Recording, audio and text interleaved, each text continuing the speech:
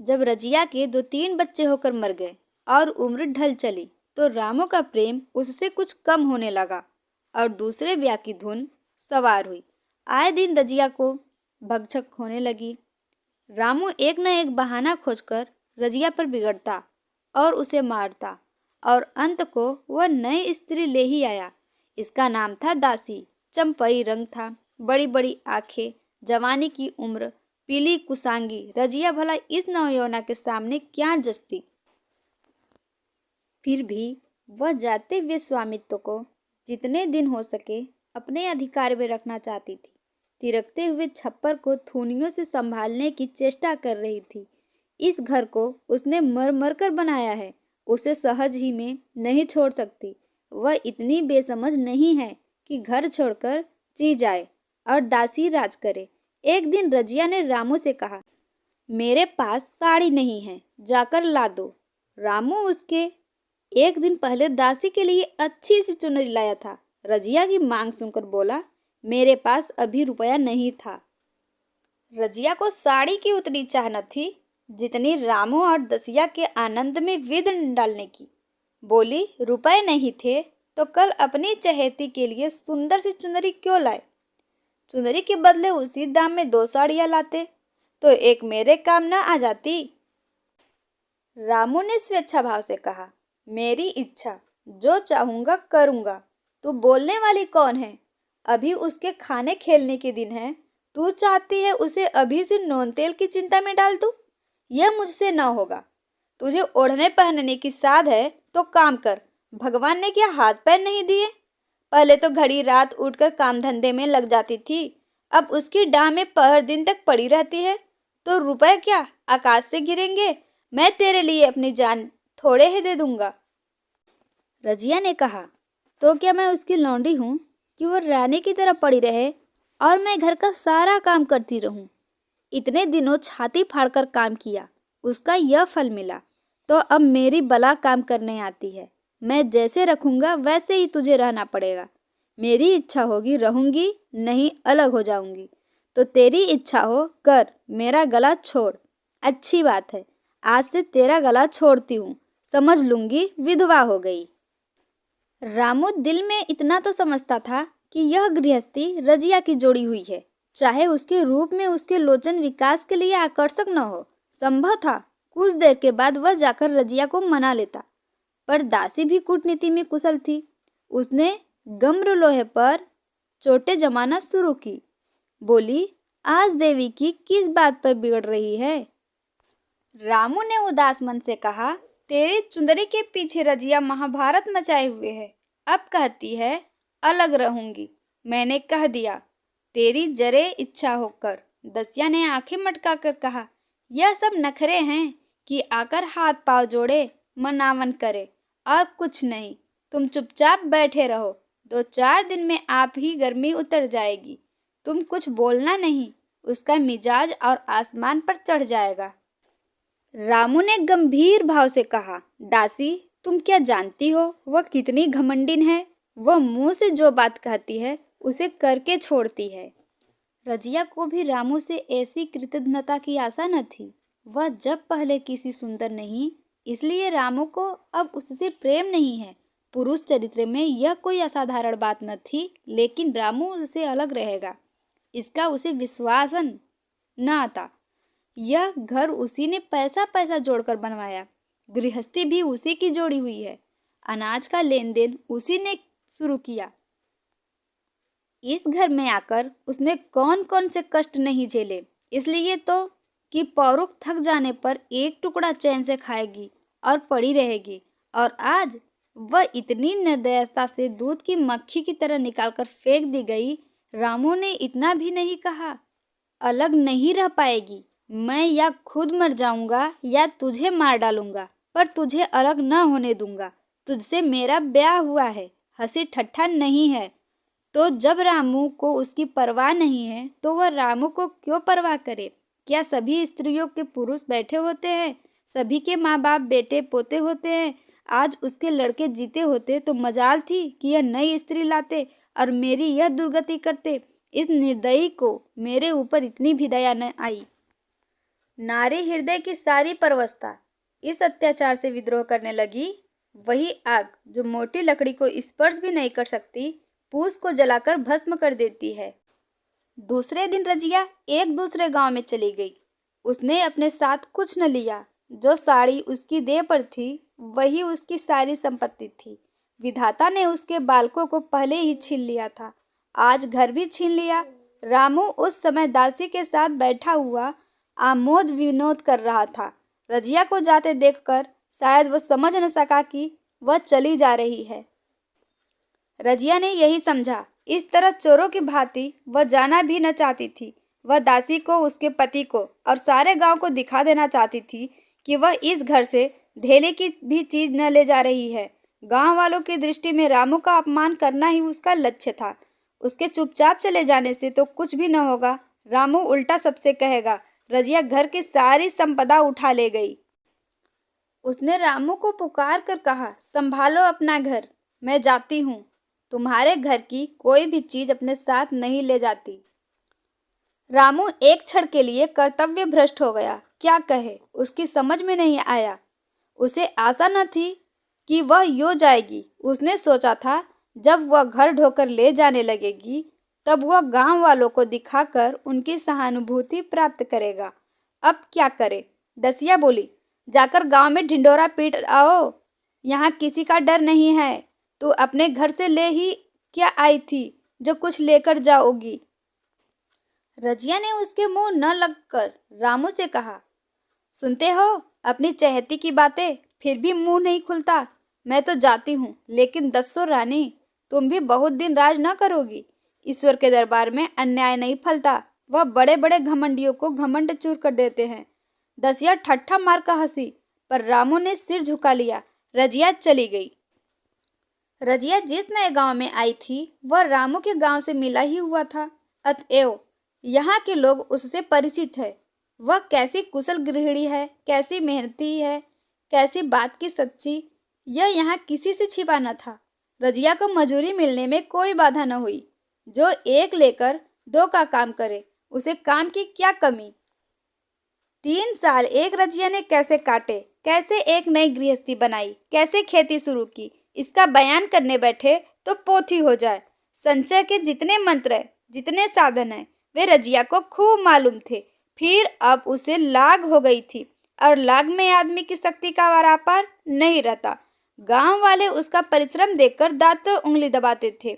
वह रामू को दिखा देना चाहती थी, मैं तुमसे अलग होकर भी आराम से रह सकती हूँ। वह अब पराधीन नारी नहीं, अपनी कमाई खाती है। रजिया के पास बैलों की एक अच्छी जोड़ी है।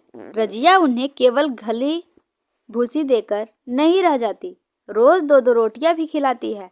फिर उन्हें घंटों सहलाती। कभी कभी उनके कंधों पर सिर रखकर रोती है और कहती है, अब बेटे हो तो, पति हो तो तुम ही हो, मेरी जाल अब तुम्हारे के साथ है। दोनों बैल शायद रजिया की भाषा और भाव समझते हैं। वे मनुष्य नहीं, बैल है। दोनों सिर नीचा करके रजिया का हाथ चाटना उसे आश्वासन देते हैं। वे उसे देखते ही कितने प्रेम से उसकी ओर ताकते लगते हैं, कितने हर्ष से कंधा झुकाकर पर जुआ रखवाते हैं, और कैसा जी तोड़ काम करते हैं। यह वे लोग समझ सकते हैं जिन्होंने बैलों की सेवा की है और उनके हृदय को अपनाया है। रजिया इस गांव की चौधराइन है। उसकी बुद्धि जो पहले नित्य आधार खोजती रहती थी और स्वच्छंद रूप से अपना विकास न कर सकती थी, अब छाया से निकलकर प्रौढ़ और उन्नत हो गई है। एक दिन रजिया घर लौटी तो एक आदमी ने कहा, तुमने नहीं सुना चौधराइन, रामू तो बहुत बीमार है। सुना, 10 लंघन हो गए हैं।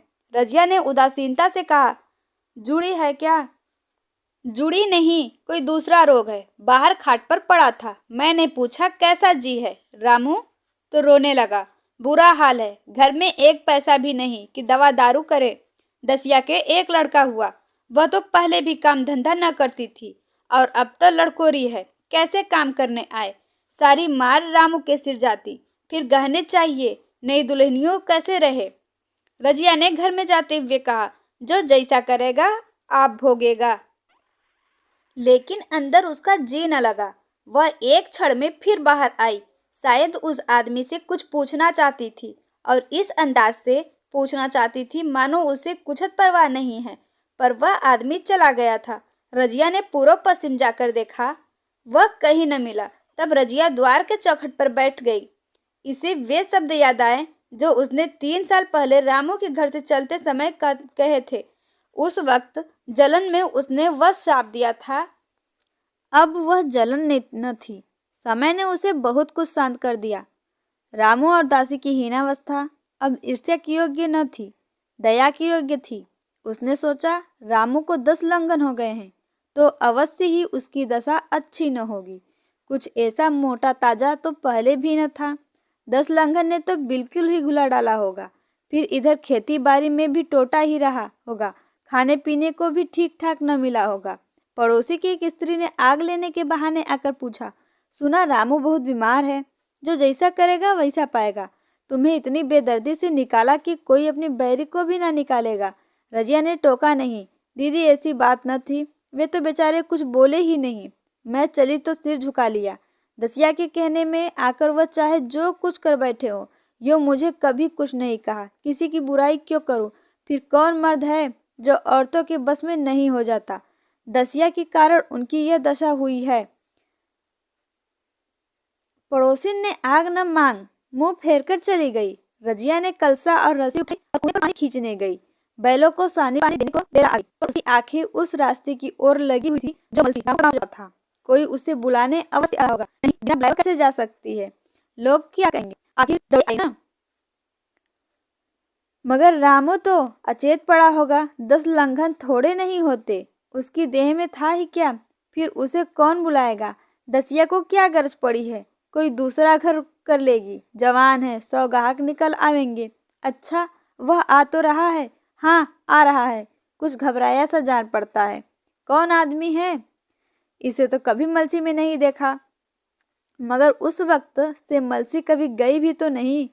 2-4 नए आदमी आकर बसे ही होंगे। बटोही चुपचाप कुएं के पास से निकला। रजिया ने कलसा जगत पर रख दिया और उसके पास जाकर बोली, रामू महतो ने भेजा है तुम्हें? अच्छा तो चलो घर, मैं तुम्हारे साथ चली। नहीं, मुझे देर है। बैलों को सानी पानी देना है, दिया बत्ती करनी है। तुम्हें रुपए दे दूं? जाकर दसिया को दे देना। कह देना कोई काम हो तो बुला भेजे। बटोही रामू को क्या जाने, किसी दूसरे गांव का रहने वाला था। पहले तो चकराया, फिर समझ गया। चुपके से रजिया के साथ चला गया और रुपए लेकर लंबा हुआ। चलते चलते रजिया ने पूछा, अब क्या हाल है उनका? बटोही ने अटकल से कहा, अब तो कुछ संभल रहे हैं। दसिया बहुत रो धो तो नहीं रही है? रोती तो नहीं थी, वह क्यों रोएगी? मालूम होगा पीछे। बटोही चला गया तो रजिया ने बैलों को सानी पानी किया, पर मन रामू की ओर लगा हुआ था। स्नेह स्मृतियां छोटी छोटी तरीकाओं की भांति मन में उदित होती जाती थी। एक बार जब वो बीमार पड़ी थी, वह बात याद आई। 10 साल हो गए, वह कैसे रात दिन उसके सिरहाने बैठा रहता था। खाना पीना तक भूल गया था। उसके मन में आया, क्यों न चलकर देख ही आवे। कोई क्या कहेगा? किसका मुंह है जो कुछ कहे? चोरी करने नहीं जा रही हूँ, उस आदमी के पास जा रही हूँ जिसके साथ 15-20 साल ही हूँ। दसिया नाक सिकोड़ेगी, मुझे उससे क्या मतलब? रजिया ने किवाड़ बंद किए, घर मजूरी को सहेजा और रामू को देखने चली, कांपती झिझकती, क्षमा का दान लिए हुए। रामू को थोड़े ही दिनों में मालूम हो गया था कि उसके घर की आत्मा निकल गई और वह चाहे कितना जोर करे, कितना ही सिर खपाए, उसमें स्फूर्ति नहीं आती। दासी सुंदरी थी, शौकीन थी और फूहड़ थी। जब पहला नशा उतरा तो ठाए ठाए शुरू हुई। खेती की उपज कम होने लगी और जो होती भी थी वह उटपटांग खर्च होती थी, ऋण लेना पड़ता था। इसी चिंता और शोक में उसका स्वास्थ्य बिगड़ने लगा। शुरू में कुछ परवाह न की, परवाह करके ही क्या करता, घर में पैसे न थे। अताइयों की चिकित्सा ने बीमार की जड़ और मजबूत कर दी और आज 10-12 दिन से उसका दाना पानी छूट गया था। मौत के इंतजार में खाट पर पड़ा रहा था और अब वह दशा हो गई थी जब हम भविष्य से निश्चिंत होकर अतीत में विश्राम करते हैं, जैसे कोई गाड़ी आगे का रास्ता बंद पाकर पीछे लौटे। रजिया को याद करे वह बार बार रोता और दासी को कोसता, तेरे कारण मैंने उस घर से निकाला। वह क्या गई, लक्ष्मी चली गई। मैं जानता हूँ अभी बुलाऊं तो दौड़ी आएगी, लेकिन बुलाऊं किस उसे? एक बार वह आ जाती और उससे अपने अपराध का क्षमा कर लेता, फिर मैं खुशी से मरता। और लालसा नहीं है। सहसा रजिया ने आकर उसके माथे पर हाथ रखते हुए पूछा, कैसा जी है तुम्हारा? मुझे तो आज हाल मिला। रामू ने सजल नेत्रों से उसे देखा पर कुछ कह न सका। दोनों हाथ जोड़कर उसे प्रणाम किया, पर हाथ जुड़े ही रह गए और आंख उलट गई। लाश घर में पड़ी थी। रजिया रोती थी, दसिया चिंतित थी। घर में रुपए का नाम नहीं। लकड़ी तो चाहिए ही, उठाने वाले भी जलपान करेंगे ही। कफन के बगैर लाश उठेगी कैसे? 10 से कम का खर्च न था। यहाँ घर में 10 पैसे भी नहीं। डर रही थी कि आज गहन आफत आई। ऐसी कीमती भारी गहने ही कौन थे? किसान की बिसात ही क्या? 2-3 नग बेचने से 10 मिल जाएंगे, मगर और हो ही क्या सकता है? उसने चौधरी के लड़के को बुलाकर कहा, देवर जी, ये बेड़ा कैसे पार लागे? गांव में कोई धेले का भी विश्वास करने वाला नहीं। मेरे गहने हैं। चौधरी से कहो इन्हें गिरो रखकर आज का काम चलाए, फिर भगवान मालिक है। रजिया से क्यों नहीं मांग लेती? सहसा रजिया आगे पहुंचती हुई निकली। कान में भनक पड़ी। पूछा, क्या है जोखू, क्या सलाह कर रहे हो? अब मिट्टी उठाओगे कि सलाह की बेला है? हाँ, उसी का सरंजाम कर रहा हूँ। रुपए पैसे तो यहाँ होंगे नहीं, बीमारी में खर्च हो गए। इस बेचारी को तो बीच मंझधार में लाकर छोड़ दिया। तुम लपक कर उस पर घर चले जाओ। भैया, कौन दूर है? कुंजी लेते जाओ। मंजूर से कहना भंडार से 50 रुपए निकाल दे। कहना ऊपर की पटरी पर रखे हैं। वह तो कुंजी लेकर उधर गया। इधर दसिया राजो के पैर पकड़कर रोने लगी। बहनापे के ये शब्द उसके हृदय में बैठ गए। उसने देखा रजिया में कितनी दया, कितनी क्षमा है। रजिया ने उसे छाती से लगाकर कहा, क्यों रोती है बहन? वह चला गया, मैं तो हूँ, किसी बात की चिंता न कर। इसी घर में हम और तुम दोनों उसके नाम पर बैठेंगी। मैं वहाँ भी देखूंगी, यहाँ भी देखूंगी। ढाप भर की बात ही क्या। कोई तुमसे गहने पाते मांगे तो मत देना। दसिया का जी होता था कि सिर पटक कर मर जाए। इसे उसने कितना जलाया, कितना रुलाया और घर से निकाल कर छोड़ा। रजिया ने पूछा, जिस जिसके रुपए हो सूरत करके मुझे बता देना। मैं झगड़ा नहीं रखना चाहती। बच्चा दुबला क्यों हो रहा है? दसिया बोली, मेरे दूध होता ही नहीं। गाय जो तुम छोड़ गई थी वह मर गई, दूध नहीं पाता। राम राम, बेचारा मुरझा गया। मैं कल ही गाय लाऊंगी, सभी गृहस्थी उठा लाऊंगी। वहाँ क्या रखा है? लाश से उठी। रजिया उसके साथ गई। दाह कर्म किया, भोज हुआ, कोई 200 रुपए खर्च हो गए, किसी से मांगने न पड़े। दसिया के जौहर भी इस त्याग की आंच में निकल आए। विलासिनी सेवा की मूर्ति बन गई। आज रामू को मरे 7 साल हुए हैं। रजिया घर संभाले हुए है। दसिया को वह सौत नहीं, बेटी समझती है। पहले उसे पहनाकर तब आप पहनती है, उसे खिलाकर आप खाती है। जोखू पढ़ने जाता है, उसकी सगाई की बातचीत पक्की हो गई है। इस जाति में बचपन में ही ब्याह हो जाता है। दसिया ने कहा, बहन, गहने बनवा कर क्या करोगी? मेरे गहने तो धरे ही हैं। रजिया ने कहा, नहीं रे, उसके लिए नए गहने बनवाऊंगी। अभी तो मेरा हाथ चलता है, जब थक जाऊं तो जो चाहे करना। तेरे अभी पहनने ओढ़ने के दिन है, तू अपने गहने रहने दे। नाइन ठकुर सुहाती की करके बोली, आज जोखू के बाप होते तो कुछ और ही बात होती। रजिया ने कहा, वे नहीं हैं तो मैं तो हूँ। वे जितना करते मैं उसका दुगा करूंगी। जब मैं मर जाऊँ तब कहना जोखू का बाप नहीं है। ब्याह के दिन दसिया को रोते देखकर रजिया ने कहा, बहू, तुम क्यों रोती हो? अभी तो मैं जीती हूँ, घर तुम्हारा है, जैसे चाहो रहो। मुझे एक रोटी दे दो बस, और मुझे क्या करना? मेरा आदमी मर गया, तुम्हारा तो अभी जीता है। दसिया ने उसकी गोद में सिर रख दिया और खूब रोई। जीजी, तुम मेरी माता हो, तुम न होती तो मैं किसके द्वार पर खड़ी होती? घर में तो चूहे लौटते थे, उनके राज में मुझे दुख ही दुख उठाने पड़े। सुहाग का सुख तो मुझे तुम्हारे राज में मिला। मैं दुख से नहीं रोती, रोती हूँ भगवान की दया पर कि कहाँ मैं और कहाँ यह खुशहाली। रजिया मुस्कुराकर रो दी।